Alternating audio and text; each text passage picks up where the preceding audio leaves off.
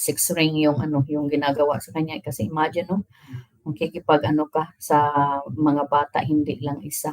Minsan tatlo yung sa kwarto na nagpapalit-palitan. Nakakasuka, kakadiri. Tapos, pastor ka. 'Di ba? Masasabi ko kaya to kung wala akong alam, kung gawa-gawa ko tong mga sinasabi ko. Pero yung mga niya, mga workers niya, sabi daw, magsisi daw ako.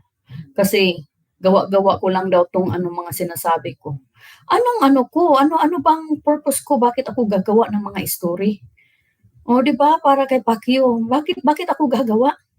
Nasasaktan ako sa sa experiences nila kasi akala ko ang pangit na ng experience ko nung nagtitinda ako ng puto, nakakanin ang bigat-bigat, no? XX na yung lakad ko sa bigat ng ng bitbitin, tapos bumabagyo pa. Ang baha.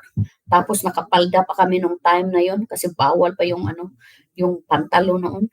Bitbit namin yung palda namin, akyat ng ganun. Tapos ang bigat-bigat ng mga bitbit namin. Akala ko yun na yung course. Hindi pa pala. It's nothing compared sa mga sa mga ibang kasamahan ko, yung mga experience nila. Karamihan mga pastoral, nakakaawa. Nung nandoon ako, no, nung nagtitinda kami ng mga kakanin, ng puto at kutsinta, walang yun, wala man lang tawag, hindi man lang pinuntahan ng DTI o kung yung health regulation ba na to make sure na yung mga tinitinda, yung tinitinda sa public, kinakain ng tao, ay safe for human consumption. Wala yun. Kasi hindi sila lisensyado. Wala silang license to run the business. So they try to, from the beginning, the Kingdom of Jesus Christ and Pastor Kibuloy's organization is run by lies, lahat puro illegal yung mga ginagawa nila. They are not going to get a permit or to try to follow the regulation to make it more legal when it comes to the government and to the people. So yun yung yun yung ginagawa nila, yun yung mga sitwasyon. So walang sanitary permit. No, wala silang sanitary permit. No, until now wala silang sanitary permit. Yung mga tinitinda nilang mga biskotso, walang sanitary permit yan. Kasi ayaw nilang magbayad sa government. Gusto nila kanila lahat. Ayaw nilang mag-ambag sa government at ayaw nilang magbigay sa tao. Gusto nila sa kanila lahat. Ano yan si Pacquiao parang napaka-selfish ba? Siya lahat. Tingnan mo yung mga workers niya nagkakasakit. Wala man lang gamot kahit pain reliever. Pero siya, nung free pa siya pupunta dito sa US, nagpapaano yan, ang tawag nito yung treatment na yung blood transfusion na para babata ka, tawag nito I forgot that name of the treatment. Sa LA niya ginagawa yan at pagka yung stem cell, yes, stem cell. Thank you, Connie. Yes, nagpapa-stem cell treatment yan dito. Tapos pagka na siya, wala na siyang time to finish the treatment, pinapadala doon yung nurse na nagtitreat. Pinapadala doon sa Davao at doon kinukontinue yung treatment. Pero yung mga workers niya, nagkakasakit, kahit pain reliever, wala. Kaya ang laging sinasabi na bumabata daw siya at dahil bumabata siya, nag-glorified na, hindi nila alam na nagpapa-stem cell yan si Pacquiao. Hindi nila alam na nagpapa-botox yan. Hindi nila alam na yan si Pacquiao, nagpapa-filler yan sa mukha para mukhang bata. Ito yung si Stephanie, guys, na sinasabi ko sa inyo, na lumaki kay Pacquiao. 3 years old pa to, kinuha namin doon sa sa lola niya, tsaka sa nanay niya na former prostitute, no? May kapatid siya na si Ruth. Dalawa po sila, tinuhog ni Pacquiao. Ngayon, tingnan nyo, ito yung nabi ni Pacquiao kapag siya ay lumabas at traidorin siya. Patay. Pati yung kapatid niyang half brother niya na hindi naman connected sa kingdom, papatay ni Pacquiao. Tingnan mo kung gaano kadikit yung katawan nila. Yan ba ang picture ng pastor tsaka ordinary worker? Ngayon, anong nangyari nito kay Stephanie? Isa siya sa mga favorite ni Pacquiao na mga pastoral. Excuse me, guys. So, ilang beses to nagpa-abort. Kamakailan lang, tinanggalan na ng ovary para hindi na mabuntis. Wala pang 30 years old, 30 pa lang to, guys. At anong nangyari pa nito? Hanggang third grade lang. Third grade, you guys. Ang ganda-ganda. Ganyan. Isa lang to sa example sa mga buhay na sinira ni Pacquiao. Wala po si Digong ay hindi po member of trustee ng Kingdom of Jesus Christ. Si Digong po ay kilala niya si Kibuloy, hindi po iyan nagpabaptize. Hindi po iyan naniniwala na si Kibuloy ay appointed son of God. Yan po ang totoo. So, kaya po siya inappoint na pangasiwa ngayon sa properties ng KOJC, ay yan po ang desperate move ngayon ni Kibuloy to secure the properties. Tingnan nyo, isi-secure niya ang properties lang, pero hindi niya sinisecure ang mga members at workers niya. Tingnan nyo kung gaano ka-selfish itong animal na to. Pastor ka, yung mga tao naglingkod sa'yo ng buong buhay ng ilang taon, you don't secure their future. Instead, you secure your properties na para hindi masequester kapag ikaw ay makulong. Tingnan nyo kung gaano ka-demonyo kung gaano ka-demonyo itong pastor na ito. Hindi ko kaya yan, guys. Hindi ko kaya yan. I don't think anyone can do such a thing except if you are psychopath. No, only psychopath can do such a thing. Na walang remorse ba? Walang puso sa mga tao. Only psychopath kasi meron silang ibang personality. They have a special personality.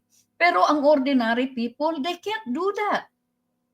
It's just not us. It's not part of our making, of our made up, no, as people. Hindi ganyan tayo, maliban na lang kung ikaw ay isang psychopath. Pero tingnan mo si Kibuloy, nagagawa niya. Nagagawa niya sa mga workers niya, nagagawa niya sa mga members niya. Doon niya ipagkatiwala kay Digong kasi alam niya tagilid na siya. Hindi niya inisip kung ano ang future ng kanyang mga workers. Pero ito, guys, meron akong ipakita sa inyong itong picture dito ni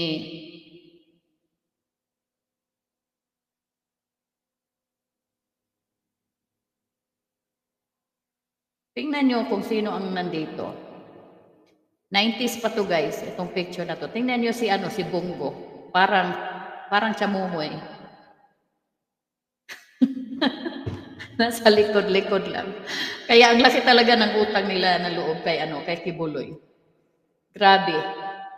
It's very disappointing, no?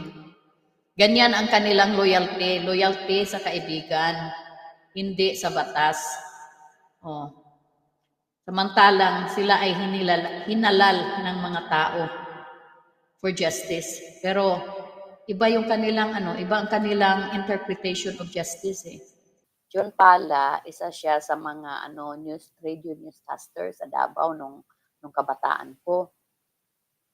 Yan si Tatay Digong tsaka si Pacquiao. Mag-best friend lagi yan sila nagmo-motorcade nung kabataan ko, nung bagong worker pa ako. Nung time na yun kasi, nung bago pa lang ako pumasok as worker, Wala pang radio station yan si Kibuloy. Wala pang TV station. Nagre-rent kami noon sa Channel 13. Tawag ng ng program niya Hour of Truth. Isang oras na piniplay yung kanyang tawag nito, yung kanyang preaching is equivalent of X amount of money. So yun yung nangyari nung araw ha. Tapos yan si John Pala, yung station niya, I think it was the XWB sa Davao. Siya yung prominent newscaster yan si John Pala. So ang nangyari, si Pacquiao, yung preaching ni Pacquiao na piniplay doon sa Channel 13, kumuha din siya ng slot doon sa sa istasyon ni John Pala. Lagi silang lumalabas. Silang tatlo. Laging lumalabas. Ngayon, bawat play kasi ng preaching ni Pacquiao dapat may bayad. Nung time na siguro na delay yung bayad ba kay John Pala sa istasyon niya. Ito si John Pala pumunta doon sa compound. Okay? Para siguro maningil o ewan ko kung anong dahilan. Pero before pumunta, tumawag na na darating. Pero hindi kasi nagsabi ng kung anong oras darating. Nung time na yun, bahay kubo pa yung mga bahay-bahay namin, you guys. Kawayan yung yung sahig. Ganon din yung bahay ni Pacquiao. Pero nakasegregate yun sa kanya. Ang nakakapunta lang doon yung pastor. Yung time na yun hindi pa ako pastoral eh. Si Inging Salinas. Nakakapunta doon. Tsaka yung sila Atitim. So sila lang yung labas-pasok doon sa sa kubo ni Pacquiao. So ngayon, pumunta si John Pala. Wala pang wala yung compound, yung Davao compound namin noon. Wala pang tawag nito, yung bakod. Wala pang bakod, wala pang gate. Open talaga. Open yan. So ngayon, pumunta doon si Pacquiao. Dumiretso doon sa sa kubo ni, hindi pala si Pacquiao, pumunta doon si John Pala sa bahay ni Pacquiao. Ngayon, kumatok si John Pala doon sa sa pintuan sa bahay ni Pacquiao. Walang bumukas. Best friend kasi, magka-best friend, 'di ba? Tayo naman, 'di ba? Pagka-best friend parang magkapatid na yung turingan natin. So ganun din yung turingan nila, yung tatlo, parang magkapatid. Ngayon, binuksan ni Pala yung yung bahay ni Pacquiao. Nakita niya si Salinas nasa ibabaw ni Pacquiao. So, sinirado ni Pala yung yung pintuan. Kasi lang yung bang tawag nito yung itutulak mo lang ba? Oo. Gano'n naman yung mga kubo-kubo, 'di ba, nung araw. Itutulak mo lang. So, clinose agad ni Pala. Ngayon, after a few minutes, lumabas si Salinas, si Inging Salinas, at may dalang sobre at binigay niya doon kay Pala.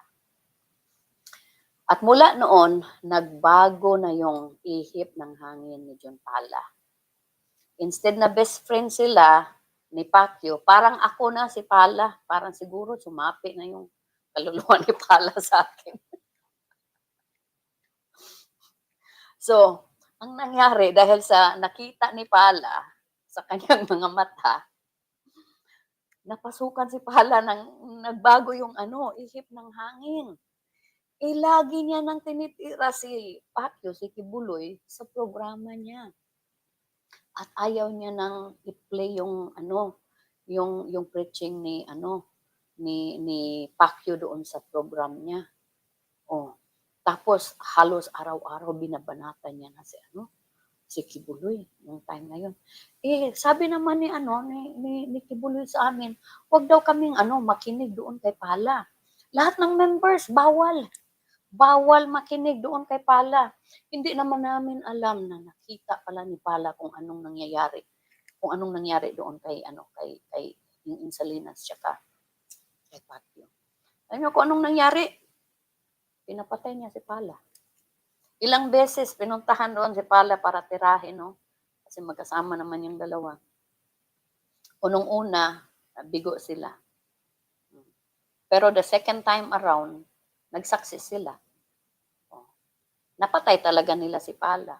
Wala nang nagsasalita doon sa sa Davao mula nung time na yun. Pero anong sabi ni Pacquiao, no? Anong sabi niya? Pinakita pa niya sa amin yung baril. Ito yung ginamit kay John Pala.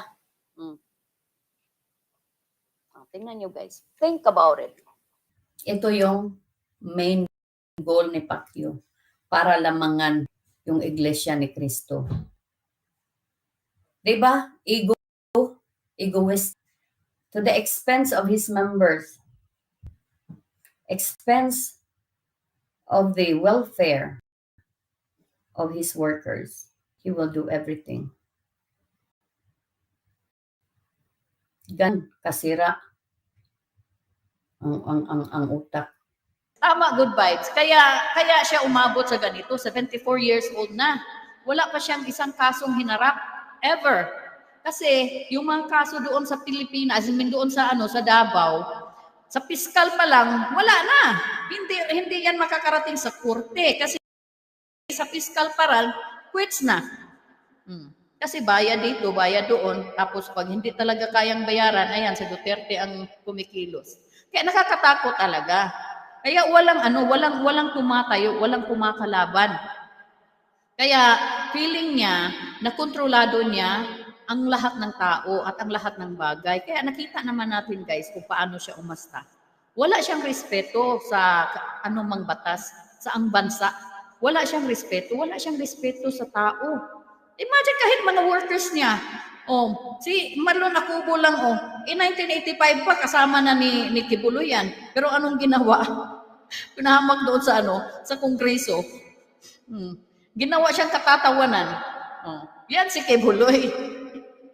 Parang naglalaro lang yan ng parang naglalaro ng chess ba? Ginagawa niyang mga pawn, yung mga pawns, yung mga niya, mga workers niya. Kasi meron silang tawag nito yung loyalty ba? Yung blind loyalty at blind obedience at yung faith nila kay Kibuloy. Napakataas ang tingin. Imagine nung nandoon ako, sabi pa naman niya sa amin nung time na yun, lahat ng mga members at workers, wala nang maghihirap. 10 years daw. Within 10 years, wala nang mga worker at member na mahihirap. Lahat ng mga worker at members may kani-kanilang mga bahay, may mga kani-kanilang tahanan at mga sasakyan at mamuhay ng masagana. Totoo ba? Asan na? Ilang taon na nakalipas? Ilang taon na? 30 years. Walang pagbabago. Yung mga members na may kaya, may mga bahay, may mga resources, asan na? Wala. Kahit pambili nila ng gamot, humihingi pa sa kanilang mga anak na nasa ibang bansa. Yung mga ari-arian nila, yung bahay nila, yung business nila, wala na. Asan na yung pangako ni Pacquiao? Tingnan nyo yung evaluate nyo yung mga members, mga workers niya. Kung ano yung sinasabi ni Pacquiao, yun din ang lumalabas sa mga bibig nila. Wala na silang sariling identity. Wala na silang sariling yung processing effect ng kanilang brain hindi na gumagana. Thank you for watching mga kabayan. Please like and subscribe for part 5.